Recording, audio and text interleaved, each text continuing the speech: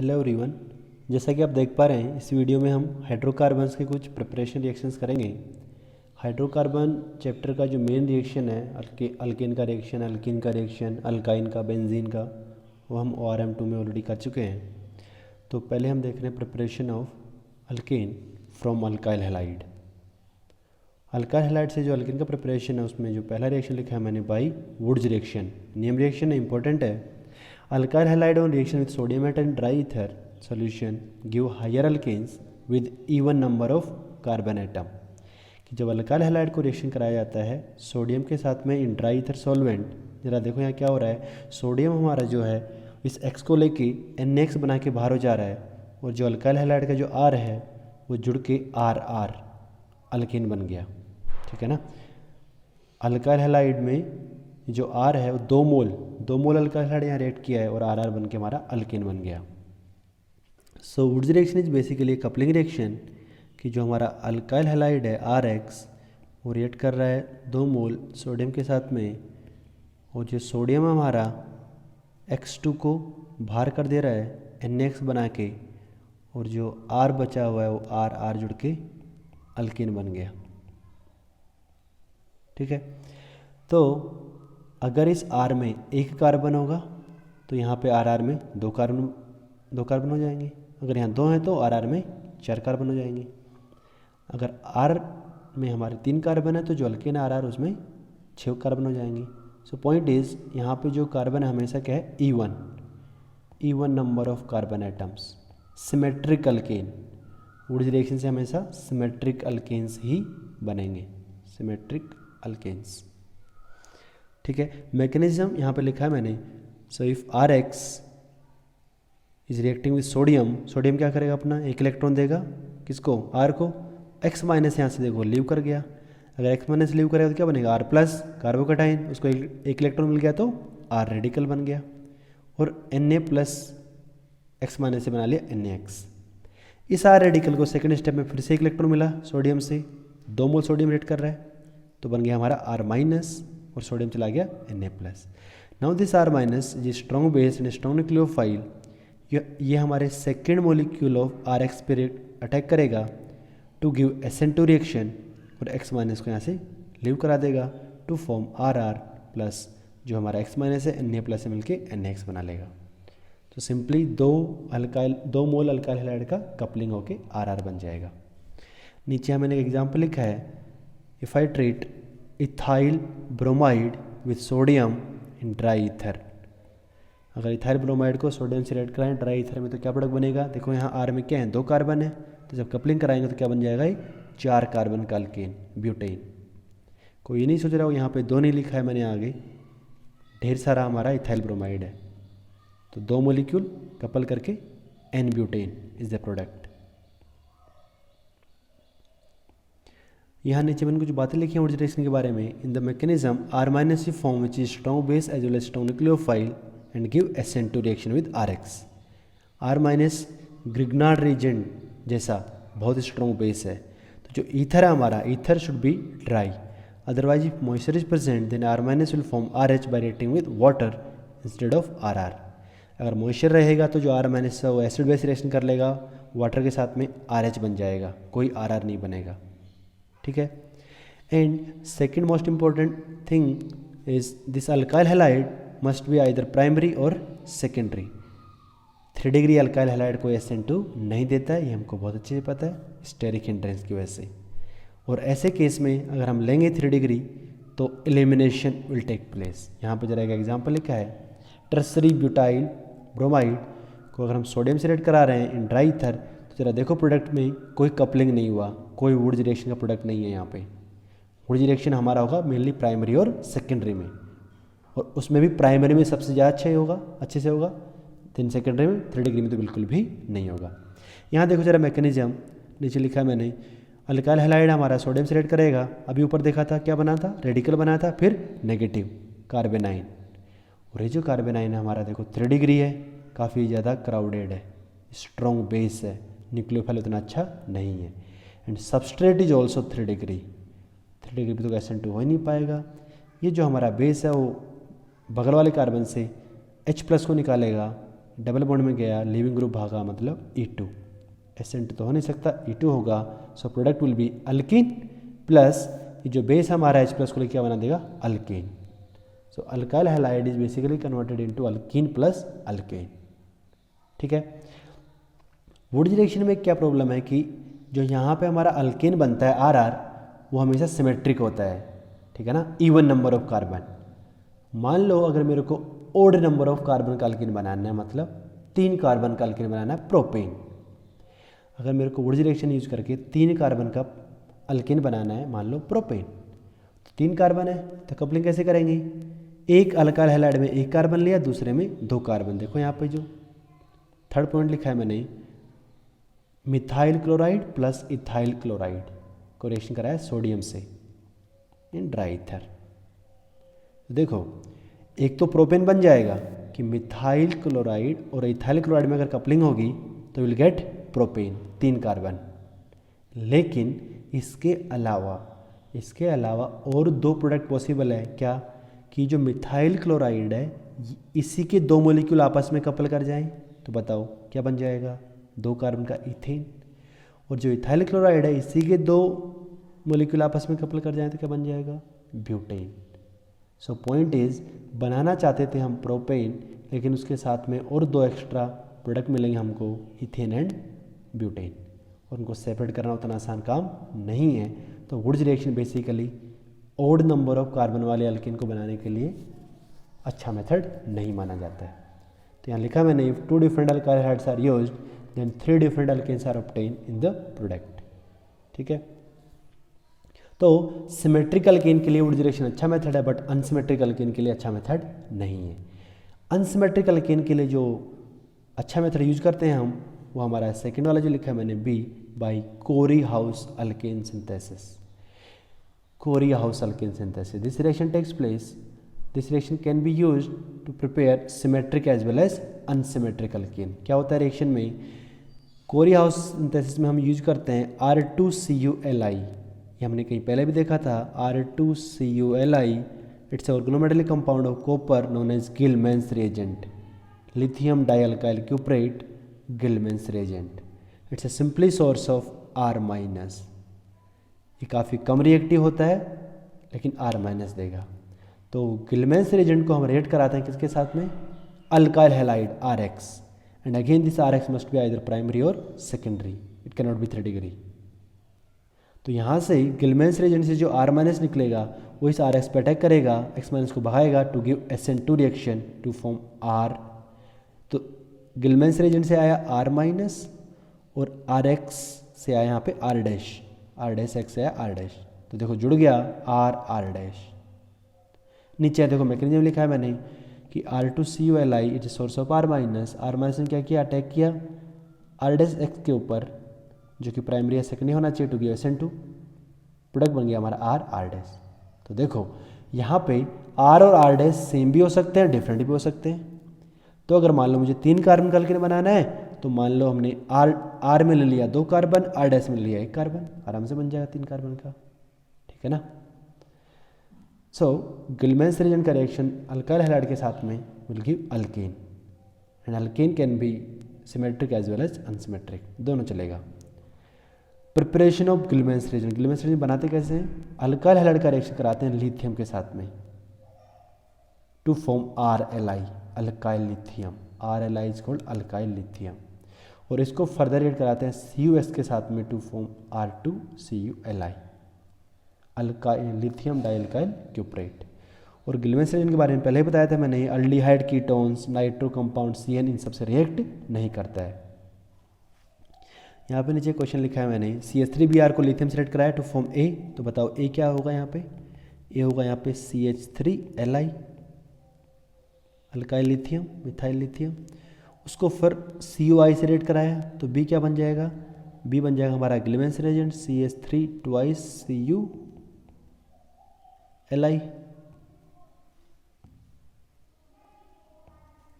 और उसको रिएक्ट कराया फिर C2H5Br के साथ। तो बताओ जरा, ये जो गिलमैन्स रिएजेंट है बेसिकली क्या देगा, CH3- देगा, और इसको जब हम रिएक्ट कराएं किसके साथ में, C2H5Br, तो बताओ जरा यहाँ SN2 रिएक्शन करा दो, CH3 माइनस को यहाँ पे अटैक कराएंगे, Br को भगा देंगे, क्या बन गया, यहाँ 2 कार्बन, यहाँ 1 कार्बन, क्या बन गया ये सीधा सीधा propane, CH3 CH2 CH3 propane. ठीक है। सो गिलमैन्स रिएजेंट ज़्यादा अच्छा मेथड है अनसिमेट्रिक एल्केन बनाने का। एक और रिएक्शन यहाँ लिखा मैंने Franklin reagent, using Franklin reagent. बस यहाँ पे वुड रिएक्शन में हम सोडियम यूज करते हैं, यहाँ पे Zn यूज करते हैं। ये भी हमारा कपलिंग रिएक्शन है, अल्काइल हाइड्राइड का रिएक्शन Zn के साथ में कपलिंग होके RR। अगला यहाँ पे हम देख रहे हैं प्रिपरेशन ऑफ अल्काइन, अल्काइन का प्रिपरेशन। देखो यहाँ पे पहला लिखा मैंने हाइड्रोलिसिस ऑफ कार्बाइड। कार्बाइड में ये पहले 2 reaction CaC2 and MgC2। CaC2 ये कहीं हमने पहले भी देखा है, कैल्शियम कार्बाइड, कैल्शियम 2+ है और C2 2- है। C2 2- का स्ट्रक्चर कुछ ऐसा होगा, C triple bond C-, carbide. बताओ अगर इसको हम हाइड्रोलाइज करेंगे तो हाइड्रोलाइजेशन को पता है, हाइड्रोलाइजेशन मतलब पानी के साथ रिएक्शन। तो बताओ कैल्शियम 2+ पे कौन जुड़ेगा, OH- और C2 2- कौन जुड़ेगा, H+। तो इसके ऊपर H+ जोड़ेंगे तो क्या बन जाएगा, देखो हमारा C2H2 एसिटाइलिन। इन दोनों रिएक्शन में जो बन रहा है हमारा क्या है, प्रिपरेशन ऑफ एसिटाइलिन।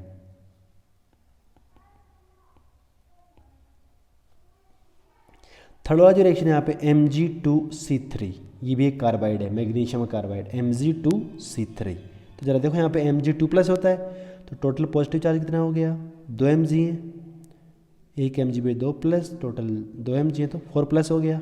तो नेगेटिव चार्ज भी क्या होगा, 4-, तो ये क्या है बेसिकली C3 4-, इसका स्ट्रक्चर कुछ ऐसा होगा, C ट्रिपल बॉन्ड C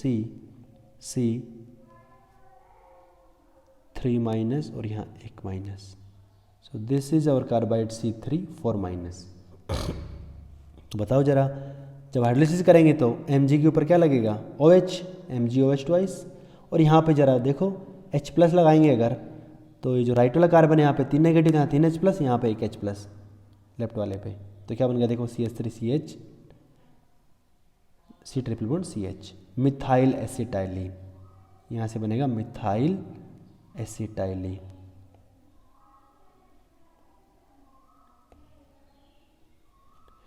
और लास्ट वाला ये क्या है मेरा, Al4C3। ये सबसे सिंपल कार्बाइड है, यहाँ पे सिंपली देखो क्या है, Al3+ है और यहाँ पे C4- है। ये सिंपल कार्बाइड है C4-। जब हाइड्रोलिसिस करेंगे तो Al3+ के ऊपर OH जुड़ेगा तो एल्यूमिनियम हाइड्रोक्साइड, और C4 के ऊपर 4 H+ जुड़ेंगे तो methane, aluminium carbide. Aluminium carbide का हाइड्रोलिसिस सिंपली मीथेन। ठीक है। Preparation of haloform using AG powder, ये भी एक बहुत इंपॉर्टेंट रिएक्शन है। हेलोफोम को जब हम रिएक्ट कराते हैं, किसके, हेलोफोम मतलब CHCl3। जब इसको हम Ag सिल्वर के साथ में हीट करेंगे अगर, देखो CH यहाँ पे 3 Cl है, यहाँ पे मैंने जो डायग्राम बनाया है CH और 3 Cl, CH और 3 Cl। जब इसको Ag के साथ हीट करते हैं अगर, तो देखना जरा क्या होता है, इधर से 3 Cl और इधर से 3 Cl, Ag के साथ में AgCl बन के बाहर हो जाएगा, 6 मोल AgCl।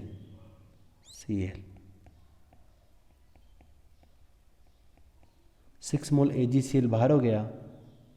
और बताओ दोनों कार्बन पे 3-3 वैलेंसी फ्री हो गया, तो 3-3 वैलेंसी फ्री होगा तो क्या बन जाएगा, triple bond CH triple bond CH, acetylene का प्रिपरेशन।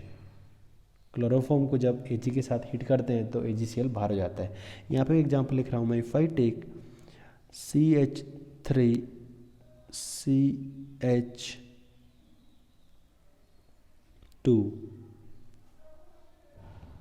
CH3 CCl3, इसको अगर मैं Ag के साथ हीट करता हूँ, बताओ क्या बनेगा, CH3 CCl3। तो यहाँ पे क्या है CH3 और इस कार्बन में क्या है, 3 क्लोरीन है, तो ये कपल हो जाएगा हमारे दूसरे मॉलिक्यूल के साथ में, जैसा यहाँ बोला मैंने। बताओ क्या प्रोडक्ट बन जाएगा, Ag के साथ में 6 क्लोरीन गायब हो जाएगा to form CH3 C triple bond C CH3 2 butyne. ठीक है। तो काफ़ी इंपॉर्टेंट रिएक्शन है, Ag के साथ हीट करने पे क्लोरोफॉर्म या उसके जैसे कंपाउंड, ठीक है ना, कपल हो जाएगा हमारा अल्काइन बनेगा। इसके अलावा कुछ मिसलिनियस रिएक्शन लिखा मैंने इसमें। वुड्स रिएक्शन में क्या था, coupling of two alkyl halide. एक रिएक्शन होता है वुड्स फिटिंग रिएक्शन, इसमें क्या है, एक अल्काइल हैलाइड और एक aryl halide, coupling reaction of alkyl halide and aryl halide with sodium in dry ether. कुछ नहीं बदला, बस एक अल्काइल हैलाइड है, एक अराइल हैलाइड है। क्या होगा, इधर से Br इधर से Br गायब, दोनों जुड़ जाएगा। देखो क्या बन गया यहाँ पे, टोलुवीन। टोलुवीन। सेकेंड लिखा मैंने यहाँ Fittig reaction. Fittig reaction is coupling reaction of two aryl halides with sodium metal in dry ether. अगर दोनों अराइल हैलाइड हैं तो we call it Fittig reaction. देखो यहाँ पे क्या प्रोडक्ट बनेगा, दो अराइल हैलाइड को रिएक्शन कराया सोडियम से इन ड्राई ईथर, कपलिंग हुआ, क्या बन जाएगा यहाँ पे, बाइफिनाइल। तो वुड्स रिएक्शन जैसा Wurtz Fittig and Fittig. Wurtz reaction is coupling of two alkyl halide, Wurtz Fittig is coupling of two one alkyl halide and one aryl halide, and Fittig reaction is coupling of two aryl halides. यहाँ पे लिखा मैंने third वाला isomerisation. ये भी एक important reaction है। N alkanes on heating in presence of anhydrous AlCl3 and HCl। N alkane यानी कि एन ब्यूटेन, एन पेंटेन, यहाँ एग्जाम्पल लिखा है मैंने एन ब्यूटेन। इनको अगर हम AlCl3 प्लस HCl के साथ में हीट करते हैं, strong heat, then they isomerise into branch chain alkane which are more stable. जितनी ज़्यादा ब्रांचिंग होगी उतना देखो ज़रा थर्मोडायनेमिक स्टेबिलिटी बढ़ता है। देखो एन ब्यूटेन को जब AlCl3 HCl के साथ हीट किया तो कन्वर्ट हो गया वो आइसोब्यूटेन में, ब्रांच चेन अल्केन में ब्रांचिंग हो जाता है, इसलिए बोलते हैं आइसोमराइजेशन। यहाँ पे सेकंड एग्जांपल में मैंने लिखा है एन पेंटेन, इसको जब AlCl3 HCl के साथ हीट कर रहे हैं अगर, देखो आइसोमराइज हो गया इनटू नियोपेंटेन। सबसे ज़्यादा ब्रांचिंग नियोपेंटेन में होता है, यहाँ पे पेंटेन में। सो यहाँ एक नोट लिखा है कि more branch in alkanes has more number of primary hydrogens, therefore they have more bond energy. देखो जरा जितना ज़्यादा ब्रांचिंग होगा तो उतना प्राइमरी हाइड्रोजन, एन पेंटेन में all hydrogens are primary, 3 3 6 9 3 12। In isobutane 3 3 6 और 3 9 प्राइमरी हाइड्रोजन है, सिर्फ एक 3 डिग्री हाइड्रोजन है। तो जो ब्रांचिंग वाले हैं उनमें प्राइमरी हाइड्रोजन का नंबर ज़्यादा होगा, और प्राइमरी हाइड्रोजन जो बॉन्ड है वो स्ट्रॉन्ग बनता है, इसलिए दे आर मोर स्टेबल। बस याद रखेंगे ब्रांच एंड अल्केन साथ थर्मोडायनेमिकली मोर स्टेबल। तो आइसोमराइजेशन में क्या होता है कि जो सीधा वाला अल्केन होता है, स्ट्रेट वाला एन ब्यूटेन एन पेंटेन, वो आइसोमराइज हो जाता है इनटू ब्रांच चेन। और यहाँ पे मैंने एक और कॉन्सेप्ट लिखा है heat of combustion. Heat of combustion ये हमारा थर्मोकेमिस्ट्री में भी आता है। एंथैल्पी ऑफ कंबशन, एक मोल कंपाउंड को जलाने में जितना हीट निकलेगा वो हमारा एंथैल्पी ऑफ कंबशन और heat of combustion. Amount of heat liberated when 1 mole of compound undergo combustion. ठीक है, कंपेयर कैसे करेंगे, दो कंपाउंड हमारे पास, उनका हीट ऑफ कंबशन कंपेयर करना है मेरे को। तो देखो यहाँ पे मैंने दो बातें लिखी हैं। HOC is directly proportional to number of carbon and hydrogen. बहुत जाहिर सी बात है, जितने कार्बन ज़्यादा होंगे हाइड्रोजन ज़्यादा होंगे उतना ज़्यादा जलेगा, उतना ज़्यादा हीट प्रोड्यूस करेगा। सो if I compare enthalpy of combustion of methane and ethane, तो बहुत साफ साफ पता है मेरे को, इथेन में ज़्यादा कार्बन है, ज़्यादा जलेगा, ठीक है ना, कंपेयर टू मीथेन।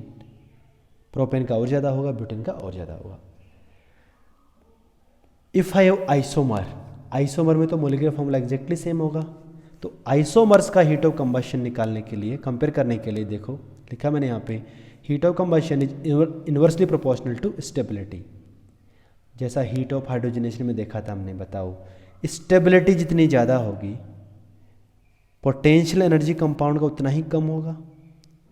जितना ज़्यादा स्टेबल उसके अंदर एनर्जी उतना कम होगा, और एनर्जी कम होगा तो जलाने पे कम ही निकलेगा। तो HOC will be inversely proportional to stability. जितना स्टेबिलिटी ज़्यादा हीट ऑफ कंबशन उतना कम निकलेगा फॉर आइसोमर्स। अगर आइसोमर नहीं है तो कार्बन और हाइड्रोजन से डिसाइड कर लेंगे। ठीक है, यहाँ कुछ एग्जांपल लिखा है मैंने। Delta H of combustion is a measurement of stability for isomeric alkane.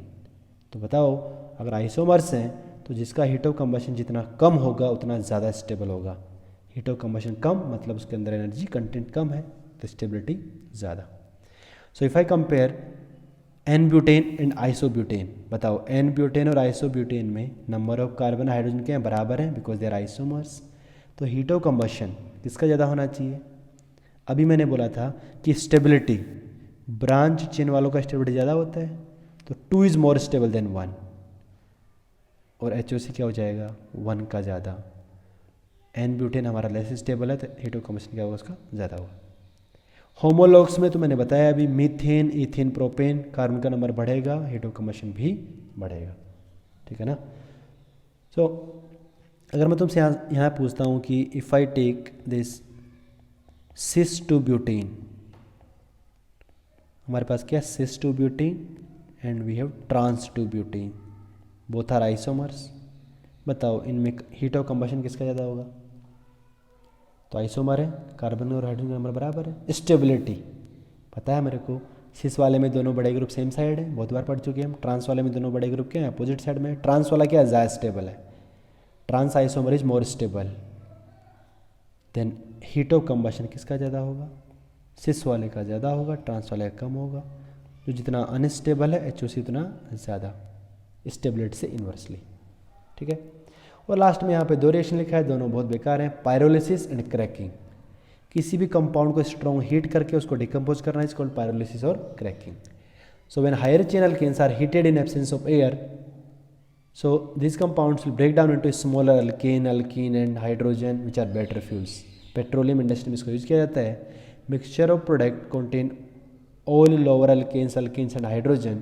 Such a decomposition reaction into a smaller fragments by application of heat is called pyrolysis और cracking. किसी बड़े कंपाउंड को स्ट्रॉन्ग हीट कर दो तो randomly वो छोटे alkane alkene में टूट जाता है, इट्स कॉल्ड पायरोलिसिस और क्रैकिंग। लास्ट में लिखा है यहाँ रिएक्शन विद स्टीम। यहाँ पे जो लिखा है मैंने, मीथेन का रिएक्शन जब स्टीम से कराते हैं इन प्रेजेंस ऑफ निकल कैटलिस्ट, टेम्परेचर को 1273 केल्विन है, तो क्या बनता है CO प्लस H2O, ठीक है ना। Industrial preparation for H2 gas, no CO plus H2 बनेगा, not H2, CO plus H2 बनेगा, ठीक है। तो ये कुछ रिएक्शंस थे जो हमने नहीं किए थे पहले, तो इस बार इसको देख लेंगे, हैंड आउट ग्रुप पे भेजा है मैंने, उसको पढ़ लेंगे और उसमें लास्ट में कुछ क्वेश्चन भी हैं वो भी कर लेंगे, ठीक है।